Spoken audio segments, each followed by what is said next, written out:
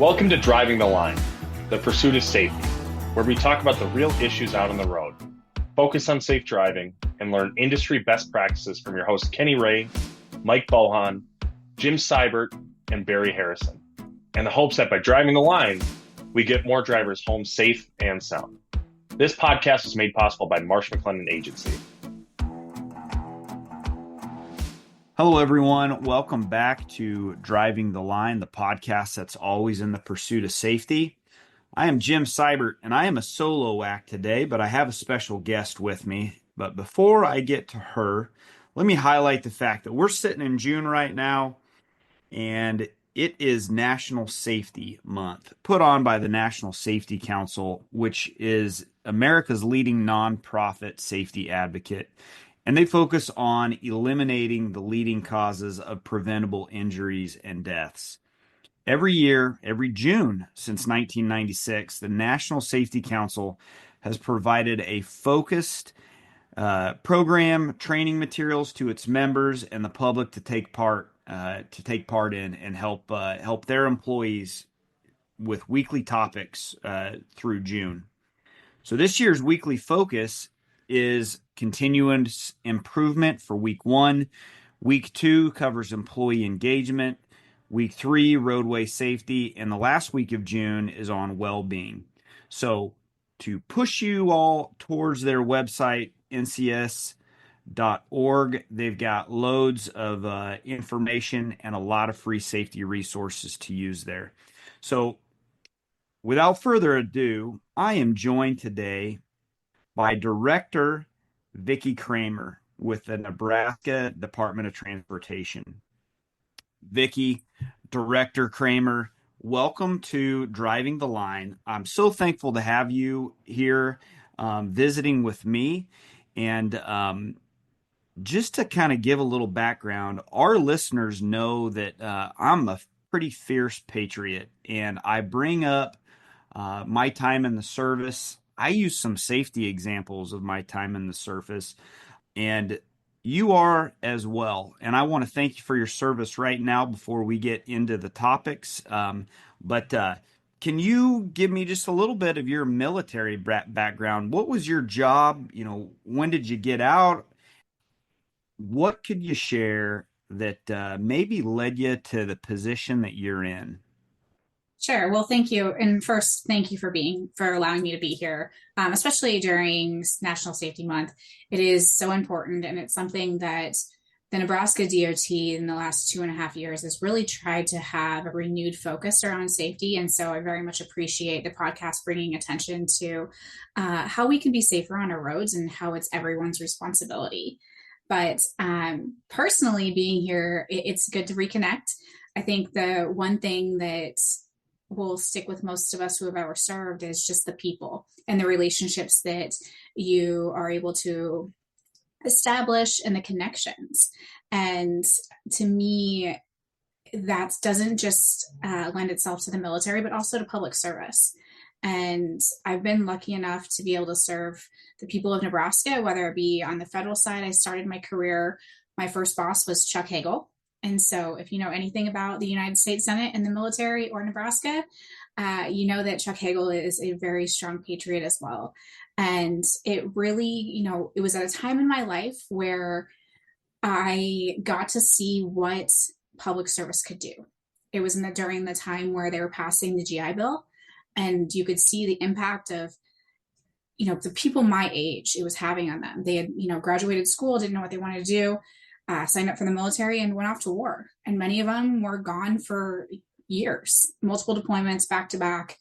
It was a hard time. And that was between 2008 and 2011. And so for me, it was, you're seeing it in the policy world. You're doing your best. I had the opportunity to join Chuck Hagel's full-time staff right out of school. And then I moved over to Mike Johan's staff and did military and veterans affairs for him as his United States, when he was a United States senator. And it was just eye-opening how much our generation was giving. And I wanted to be a part of that. And so when I was 24, so pretty much geriatric basic training. and enlisted, and have never once regretted it. It was the best part of my life. Basic training was probably one of the best times because as a small town kid from Nebraska, I just not had the opportunity to see what else is out there and what other kind of people were. And I look back at that time and it really made me a better leader when you look at the empathy that you find from where people come from and understand how to connect with people. And so, joined the Nebraska National Guard, did basic training, went straight through OCS, the whole time working for the Senate and working directly for Major General Lemke, retired at the time, who was Mike Johan's military affairs rep. And so I always joke that I have no excuse for not knowing the right thing to do because of the amazing mentors I've had. General Lemke and then later General Bohack are two wonderful examples of leadership and how to walk the line of a military leader and really make sure that you are doing what you're saying and that your team that follows you understands that. And so did that for a couple years and 6 years or so, and then moved over to Senator Deb Fischer's staff and got to work for her for a little under a year, and then went full-time military for a couple of years. Was just at the time where I was thinking that I kind of knew what I was doing, even though I was a lieutenant working directly for a 2-star general in the policy world. And, anybody who understands rank knows that is not normal. And, learned so much from the team at the Nebraska National Guard. And, the Nebraska DOT called and said, hey, we've got these 2 jobs and we're trying to figure out, can we bring somebody in who maybe could do them both?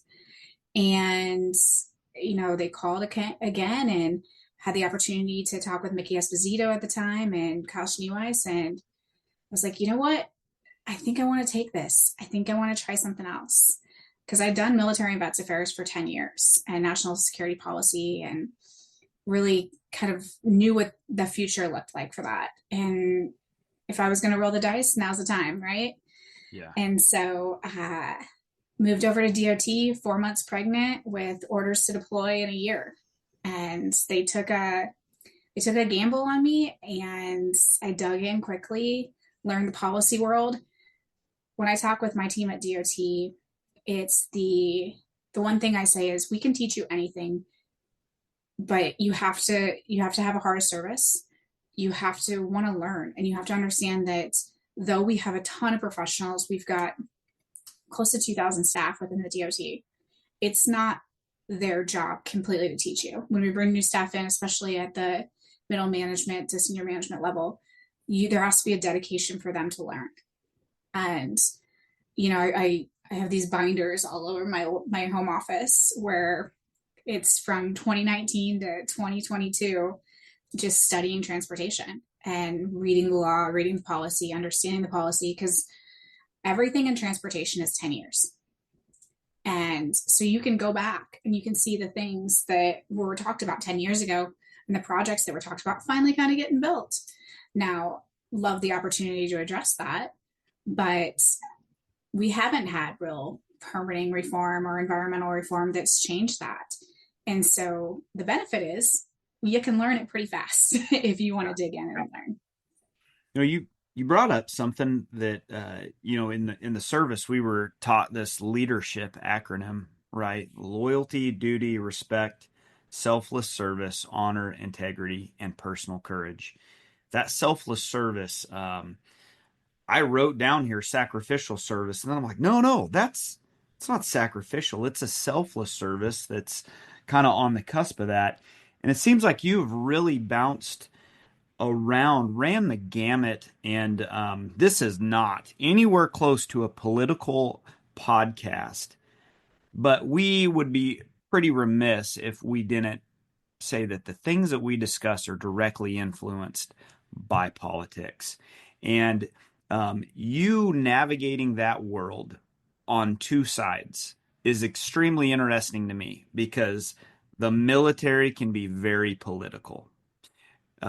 It tickled me when you were mentioning the names because yeah, I'm a Nebraska kid, born and raised South Central Nebraska, a little town of Axtell, population 738. I gave him a little shout out there. I've lived in Oklahoma, Wisconsin, now back to Oklahoma. That's because I married an Oklahoma girl, and so therefore I live in Oklahoma. But those names, they ring a bell with me, and I've watched them across the news, and you and I overlapped just a touch in our service. I knew who you were, don't know if you knew who I was, but I believe that our paths crossed on kind of a special state mission of SURF-P at the time, which is a chemical related function. And don't ask me to spell any of that, folks, because you'll laugh at me. But we crossed paths there, and we connected on LinkedIn. And it's such a broad background where your selfless service has gone from political eye to political parties, but the focus has always been towards a centralized mission. And that mission of you being the director of DOT today is one of these things that I'd like to dissect for our listeners. And just to tell you a little bit about our audience, we're talking the owners of these trucking companies, and we're talking to the safety directors of them.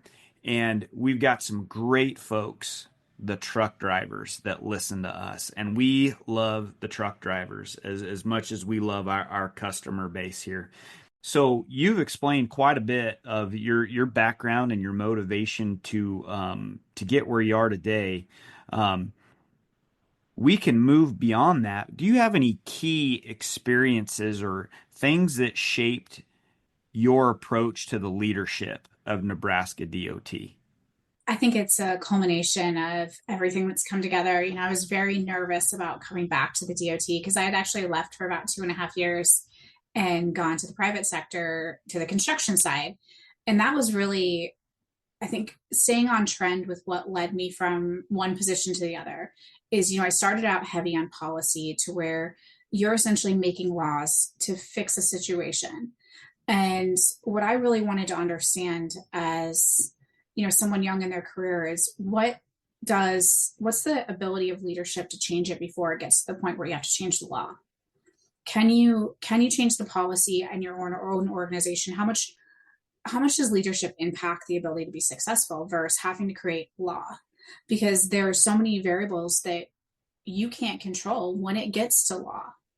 And so how do you solve problems at the lowest common denominator? How do you actually make sure that your stakeholders and those that are going through it with you, and if it's both sides, we just had an issue with the dairy haulers who they wanted to run a legislative bill. And it was at the point where it was like, hey, we can't support this, but I think what you're trying to do is this. And so through that coordination, we were able to actually avoid creating a bill where we were on two different sides of it. And we created a bill that was like, hey, in order to do this, we would actually need this in statute. So let's do it like this. And so I think that there are a lot of different ways that you can pull from just the foundations of leadership, right? Listening.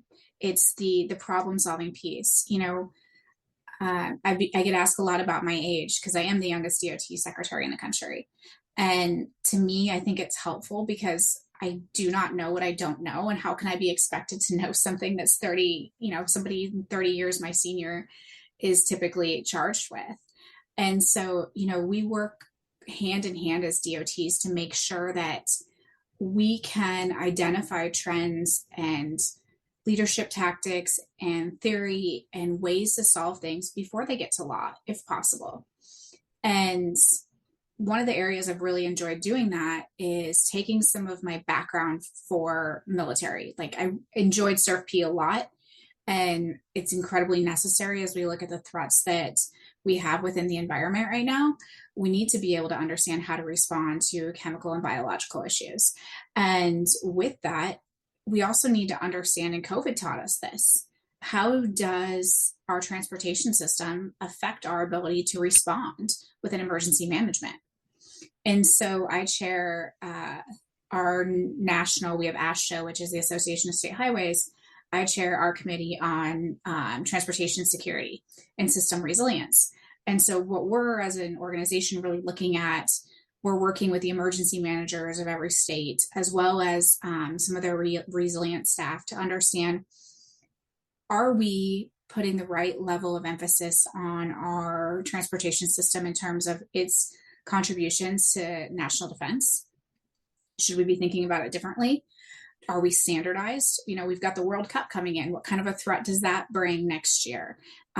Freight movement, our freight as it moves throughout our roadways. What are the biggest bottlenecks? I just did an interview with trucking, one of the trucking associations, talking about what are the biggest, top 20 bottlenecks. Well, Nebraska doesn't have any. Oklahoma doesn't either.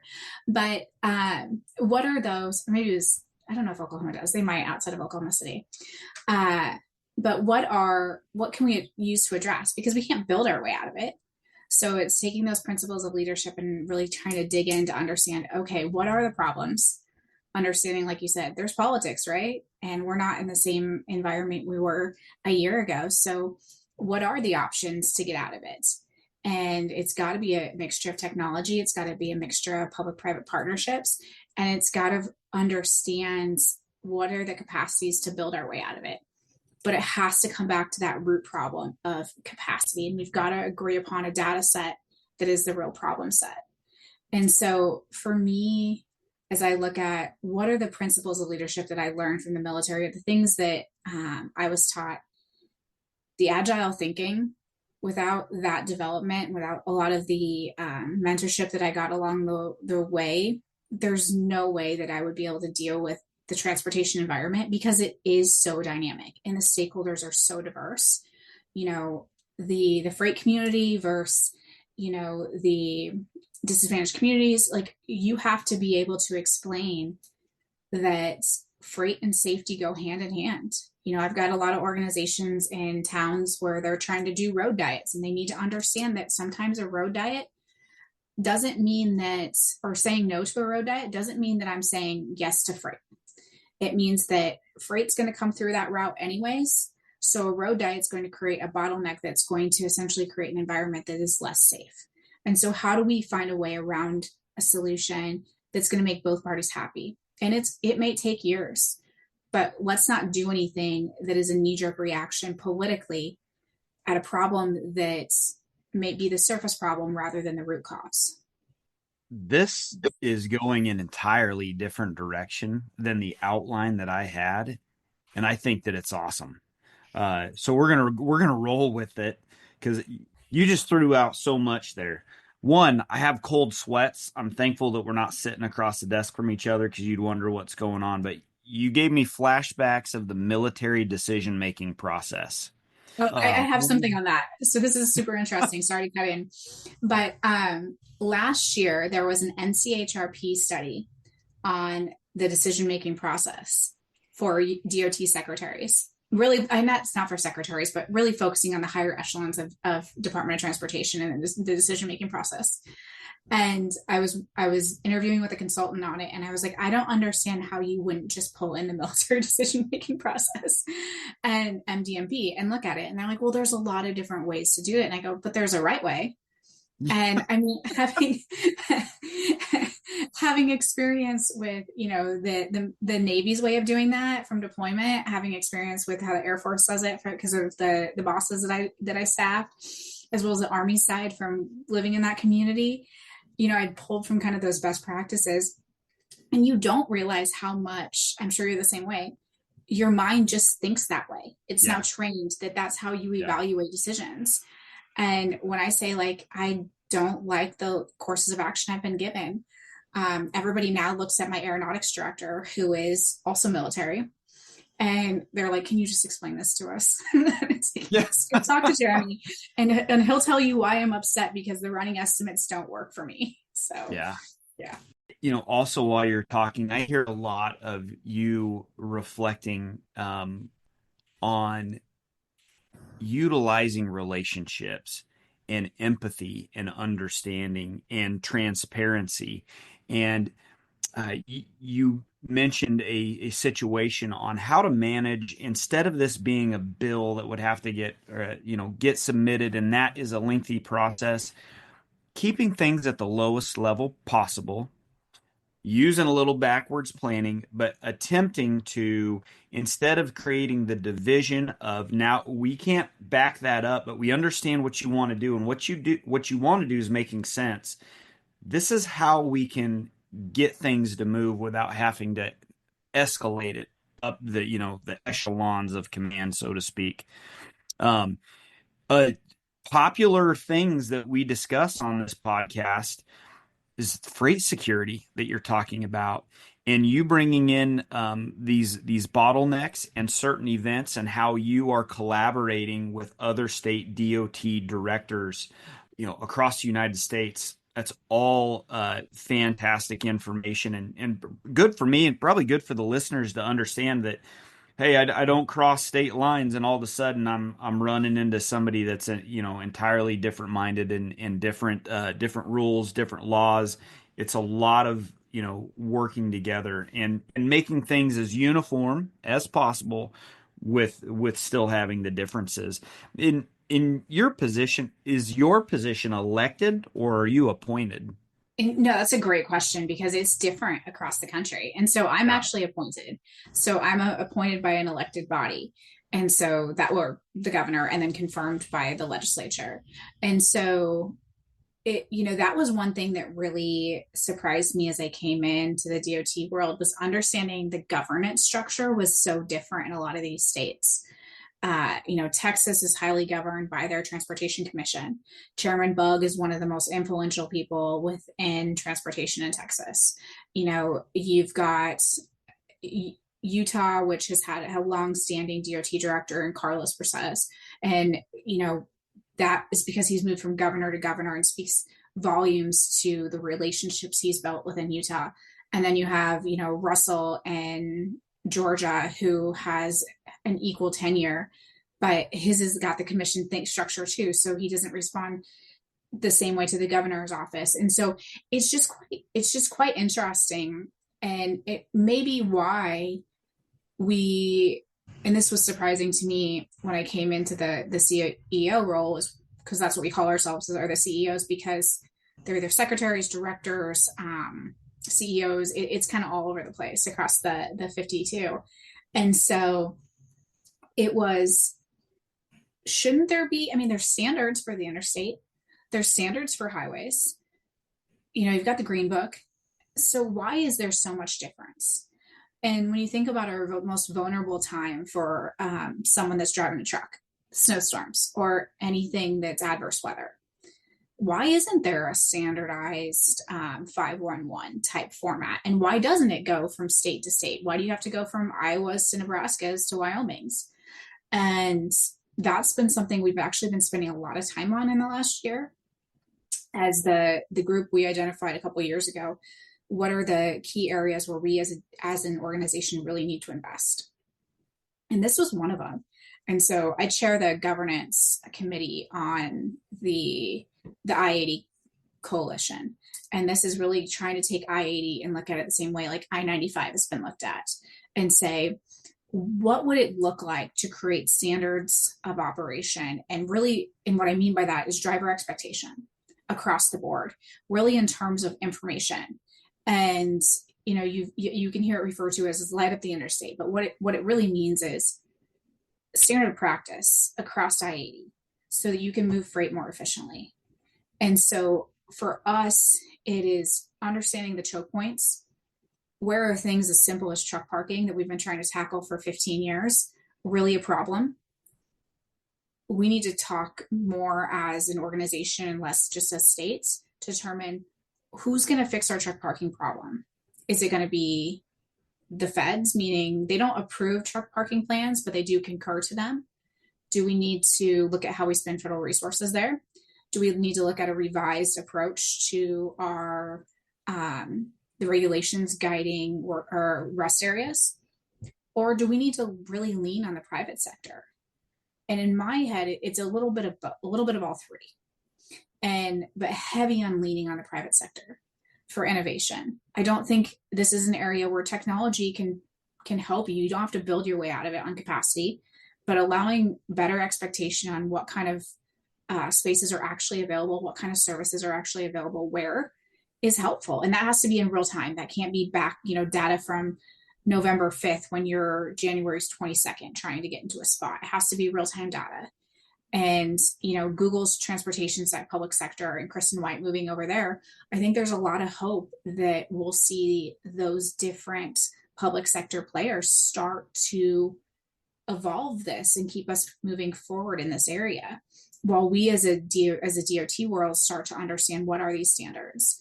And so the FHWA, the Federal Highway Administration, just put in a smart grant for Nevada DOT to start looking at this. And Nevada DOT has pledged that money to a I-80 coalition, and that will become the seed money for what will future be a peer exchange, and really looking at peer funds to say, we are invested in this. We see the importance of corridor coalition and driver expectation. But my personal thing on this, and this comes from the background of being a policy person, but then the military piece of, you can't just live in a policy world. There has to be clear outcomes. There has to be clear things that we're working on. And they have to be rooted in problems that truckers are going through every day.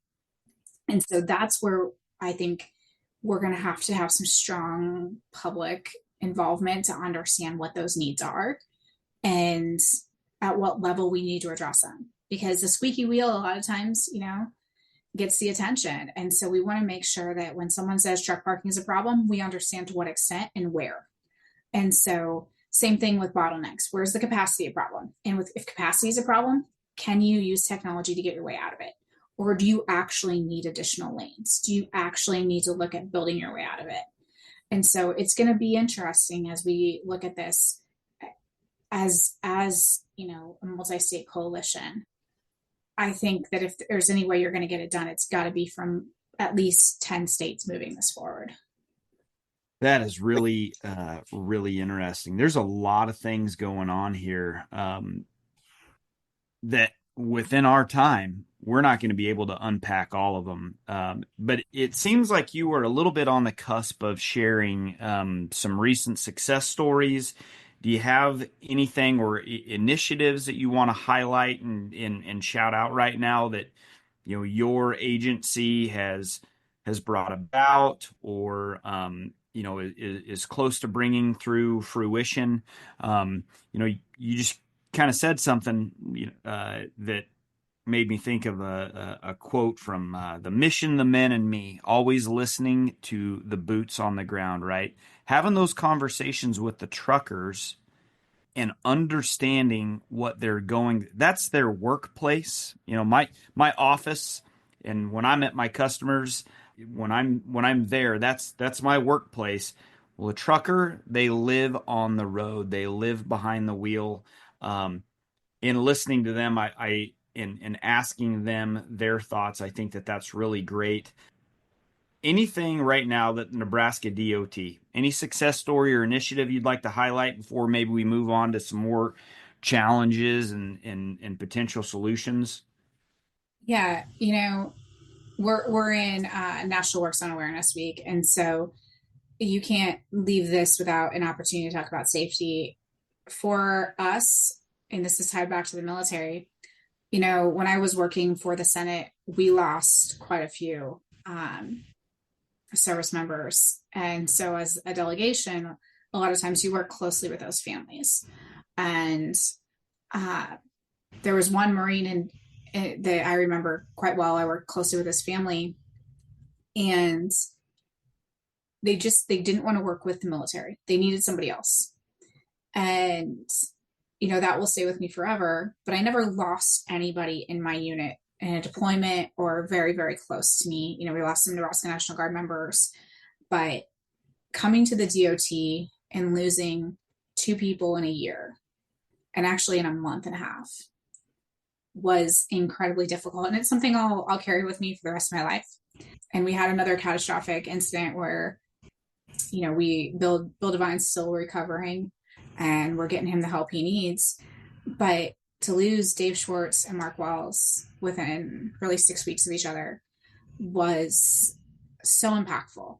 And it took, you talk about safety. It took talking about safety to a whole new level and saying, like, I'm done talking about it. Like, we need we had already been working on a comprehensive safety bill. We need to really dedicate ourselves and not be afraid of the political whims. And working with the governor's office, we've actually produced a few bills. Now, I got word today that one, the variable speed limits, which is a driver expectation piece for the trucking community, meaning now consistent with Wyoming, we'll be able to have variable speed limits on I-80 so that when we do have adverse weather, we can drop the speed limit so as to create driver expectation across that corridor. But we weren't able to get there with cameras in the work zones. And that might not be popular with your group, but I can tell you that from the studies that we've seen throughout the country, if there's one thing that's going to move the needle, the minute you tell people that there's going to be cameras in the work zones, they start paying attention. And right now, the driver behavior we're seeing, both from carrier enforcement with the AccuSense and watching people literally watch their tablet and watching a movie on it and having pictures of them and not being able to do anything about it, is just deafening in terms of how angry you get. And especially when you see two of your brothers aren't going home to their families.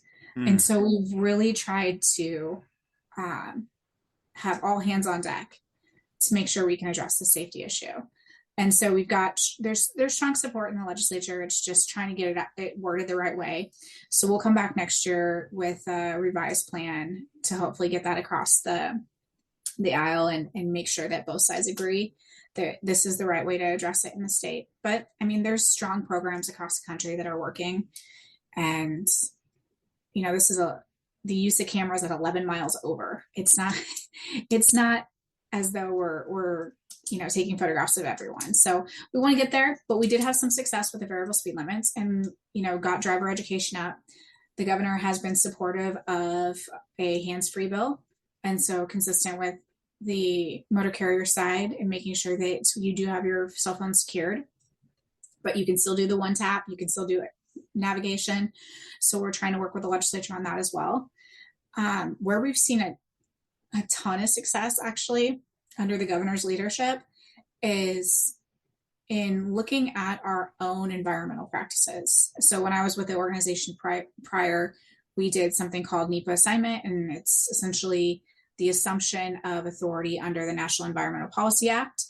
And, we worked on that, passed it in 2019, and we're able to move forward with assignment for about 96% of our environmental permitting. So we essentially act as the federal government at DOT. And we did it with very little additional resources. So we control our own destiny. And it has been extremely successful.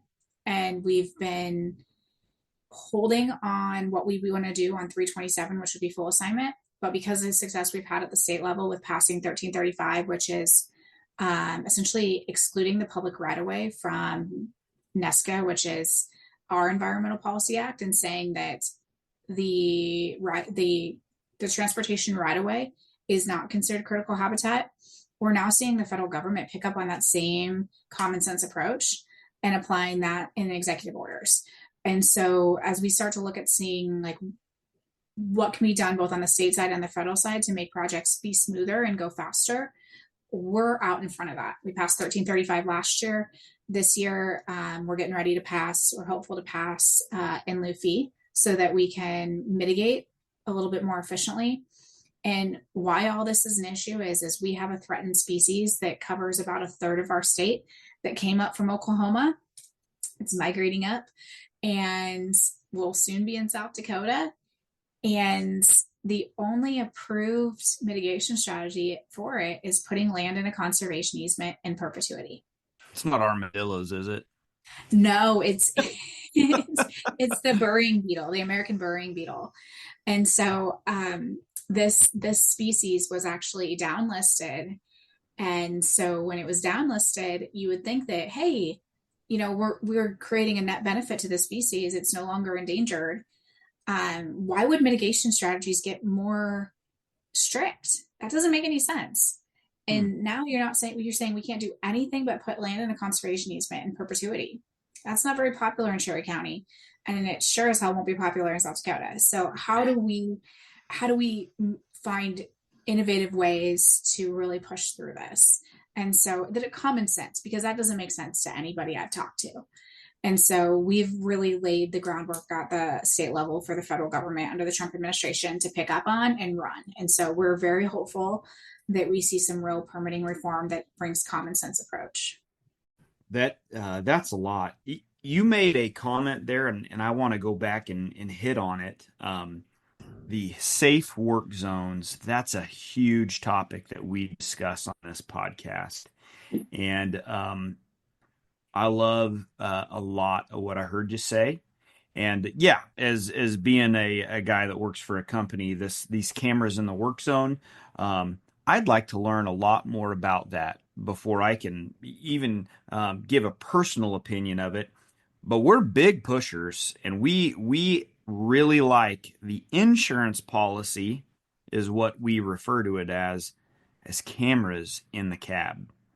It has been beneficial so much more, and it was extremely unpopular when it came out, but those in-cab cameras and those systems and the one touch, the technology that is really getting in there when it comes to work zones, we are all about the reduced speed. And those folks, you heard me talk about their place of work, that's their office. And Mm-hmm. uh,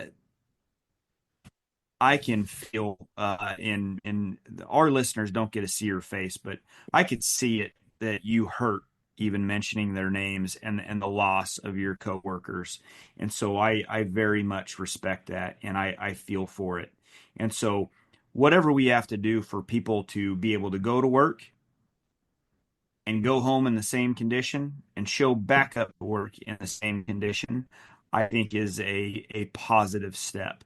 A lot of these other things, your variable speed zones across interstates, it seems like you guys are really moving. And I had a question of how do you prioritize all of these ideas, all of these collective things? Well, in some form or fashion, you are prioritizing and working towards execution, and that's the name of the game. You're looking at it, and you're probably in some form or fashion figuring out financially, how do we do this? How do we roll it out over periods of time? Because we don't all just have blank checks. So I'm starting this to lead into a type of funding question. And again, I've already disclosed. You answer what you're comfortable answering from your seat. But how does your funding for your projects, where does it originate from? Sure. And this is something that I don't know if everyone understands, because I don't think I understood it to the depth that I do now, even 2-3 years ago. And every state is different. Their revenue sources are diverse. Transportation organizations have gotten smarter, whether they be local entities, municipals, or states, have gotten smarter with understanding that they need to subsidize their income and their revenue outside of just user fees. Because we haven't raised the gas tax since 93, excuse me, the federal gas tax since 93, the Highway Trust Fund isn't capable of supporting our needs anymore. And you saw that with IIJA, is the Highway Trust Fund was not even capable of supporting all the formula programs, let alone the discretionary programs. You had to use advanced appropriations to cover at least 2 of the buckets of formula and new buckets of formula. And so for a state DOT, we've got to look at two different things. You got to look at how much are they federally funded. So, compare Nebraska to Utah. Utah they do not depend on their state funding. We do. Look at Tennessee. Tennessee's past a $3 billion backlog, almost $4 billion now. Missouri, they got $3 billion going on I-70. States have recognized that the help that they get from the federal government is not enough, and they've got to take the measures to find revenue sources from the state level that align with transportation that they can put to work. And part of that is because the economic growth in some of these states is so significant that if they waited on their formula allocation that came from the Highway Trust Fund, there's no way that they could ever keep up. And a lot of these states, we prided ourselves with being pay-as-you-go states. And I fully support being responsible stewards of taxpayer money. Absolutely. But it is not responsible when your highway program is $700 million and you've got a $300 million job and you're going to try to save up all your cash for so many years to be able to build that. That's not responsible. You're keeping cash in the bank in order to do that. That's not the way anybody works. That's not the way a mortgage works. And so, the first thing that we did when I got back was pass bonding.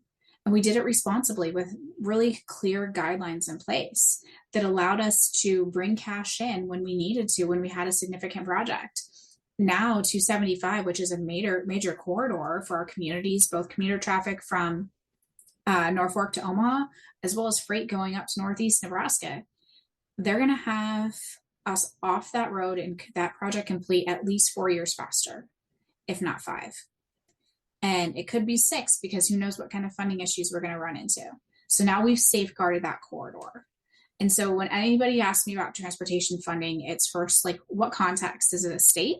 Okay, how have they diversified their revenue? In Nebraska, we've got motor vehicle registration. We've got motor vehicle sales tax. We've got motor vehicle fuel. So your ability to actually collect from gas tax at the state level. And we also have in place something that on a policy side is incredibly helpful, which is the variable. And we can adjust the gas tax a slight amount in order to generate enough revenue to meet the legislatively approved highway cash fund allocation. That saved us during COVID and allowed us to not create a backlog of lost revenue because we were able to adjust. And that doesn't mean it always goes up. Sometimes it comes down because we're collecting too much. If we're selling a lot of vehicles, if there's a lot of incentives, that mean that we can actually drop the gas tax for half a year. And so we can move it that way.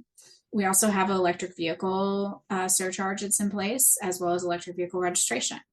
And so the caution I always put is people believe that you can plug this hole with electric vehicle charging fees, and that's not it. We've been in this problem for 15 years and we're just now getting attention because of EVs. But because vehicles have become more fuel efficient, we have just been steadily growing in a deficit in the Highway Trust Fund. And so we've got to figure out at the national level the same thing that we've done at the state levels, which is a true, honest conversation about the fact that user fees are not going to pay for infrastructure or all of it. And we've got to figure out what that right mix is. And I do think that innovative finance, meaning like using public-private partnerships, using tolling options, needs to be looked at, but it's not going to be the answer for everything. You've got to have the right level of traffic. You've got to have new infrastructure. Everything's got to kind of come in line to have that be a true responsible approach. But that option has to be there. And so for Nebraska, we're doing 2 things. It was, what's the actual gap? So we think we're short, but validate that gap. And so we validated that gap with the help of the governor's office to say that gap right now, because of the buying power and the 15% inflation we've seen, essentially ate that increase that we got from IIJA on our formula funds. So we are essentially right now at about $130 to $150 million gap. If you want to say, if these are the projects the legislature wants us to build out in this time frame, and this is how much maintenance we need to be able to doing to keep our roads at this level of condition, well, this is how much money we need. There's $130 to $150 million gap. Now we're on our 3rd year of that, and you know how gaps go. And so, but the maintenance and the numbers don't catch up until about 3 years later.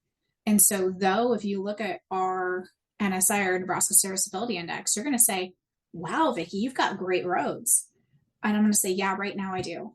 Because the money we programmed 3 years ago is finally kind of getting out there. And the $70 million that the legislature and the governor led the way with getting us on ARPA funds is going to do some real work on some of these spurs, which were bad.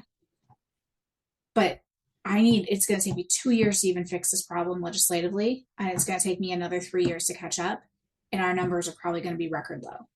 And so it's forecasting out. It's doing those running estimates, right? From the military side to say like, hey, what do we actually need? And what is our combat power going to have to be in order to actually succeed? And right now there's a huge deficit that we've identified. And so we're working with the legislature. There's a bill in this year to run a task force to help us validate that number with the help of some of our elected partners, and then move forward with a potential bill. Well, I think they have the right person in place. I cannot thank you enough for your time. You are super busy.